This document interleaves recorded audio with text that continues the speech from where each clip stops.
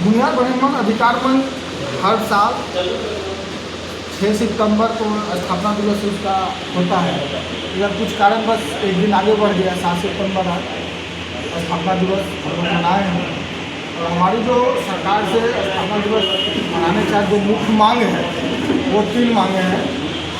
सवर्ण और EWS में सवर्णों को उम्र में छूट, और सहारा इंडिया का जो पैसा हमारे सरकार के पास जो है वो पब्लिक को रिलीज करें। डिमांड पास किया है, क्या प्रस्ताव पारित हुआ है? हम लोग सरकार से मांग कर रहे हैं और अभी वर्तमान में चुनाव खत्म होने के साथ हम लोग उग्र आंदोलन पे आएंगे अगर सरकार हमारी बात नहीं मानती है तो। और ये सहारा इंडिया का जो पैसा है 25,000 करोड़ केंद्र सरकार के पास है, और बहुत सारा ज़मीन जो है जैसे मुंबई में पूनावाला में है कई एक एकड़ ज़मीन है, उसे उसका ज़मीन को जो है तो नीलाम करके पब्लिक का पैसा सरकार क्यों नहीं देती? इसका हम लोग का जो है सो मांग है सरकार से, और हम चाहते हैं सरकार को कि जो पब्लिक का पैसा वापस करें। आज भूमिहार वनोन्मूलन अधिकार मंच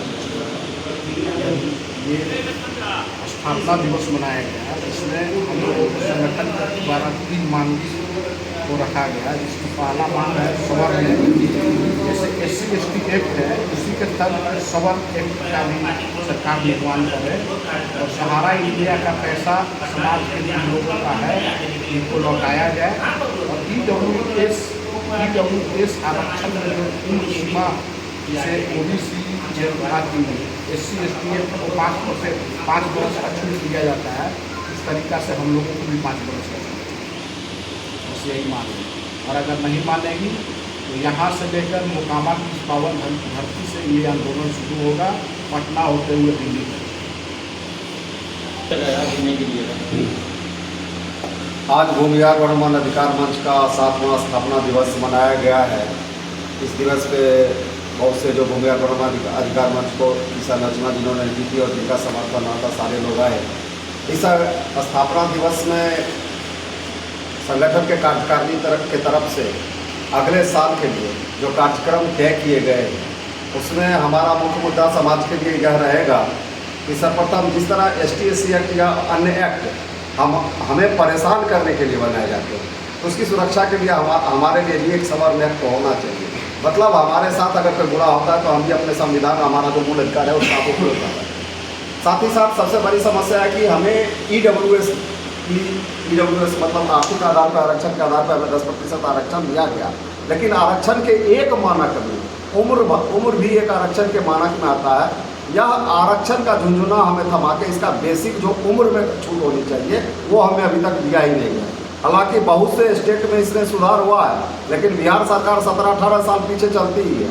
अगर तत्कालिक तौर पे हमें यह समाधान नहीं मिलता है, तत्कालिक तौर पे हमें EWS में उम्र सीमा का छूट नहीं मिलता है, हमारे युवाओं को उम्र सीमा का छूट नहीं मिलता है, तो सरकार हमसे डायरेक्ट झंझट चाहती है, और हम झंझट बेहतरीन ढंग से करते हैं। हम आगे इस पर झंझट करेंगे, ये संकल्प हमारा पास पाए। तीसरा मामला हमारा बनता है कि वित्तीय संस्थाएं सहारा इंडिया रही, वैसे ही अन्य 2-4-10 वित्तीय संस्थाएं आई हैं। इस वित्तीय संस्थाओं ने समाज के हर वर्ग को, खासकर भूमिहार और ब्राह्मण और सवर्णों की बात नहीं है, समाज के हर वर्ग को एक बड़ा वित्तीय झटका दिया है। पैसा लेके पैसा गबन करके भाग गई।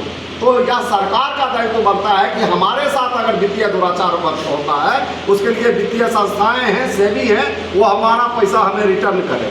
सरकार ने प्रतिभूति के तौर पे जो भी संस्थाएं थी उनके पैसे को जब्त किया है, लेकिन वो पैसा जब्त करके क्या कर रही है, हमारे लोगों को वापस क्यों नहीं कर रही है, इसके बारे में भी आगे उग्र आंदोलन की तैयारी में हम लोग जुटे हुए हैं और एक दूसरे से बात कर रहे हैं। अंतिम आज का मुख्य मुद्दा हमारा ये भी रहा कि वर्तमान में जो नियमावली चल रही है, सर्वे जिसे कहा जाता है कि राजस्व महाअभियान के तौर पे भूमिहारों को टारगेट इसलिए किया जाता है कि लोग समझते हैं कि भूमिहार सबसे बड़े जमींदार हैं, जमीन वाले हैं, इसलिए भूमिहार टारगेट हो रहे हैं। प्रति जाति जिनका 1 कट्ठा 2 कट्ठा 2 धूर 1 धूर है, प्रति जाति, प्रति व्यक्ति, प्रति धर्म, प्रति विचारधारा, प्रति संप्रदाय को इस महाअभियान के तहत सरकार लड़ाना चाहती है।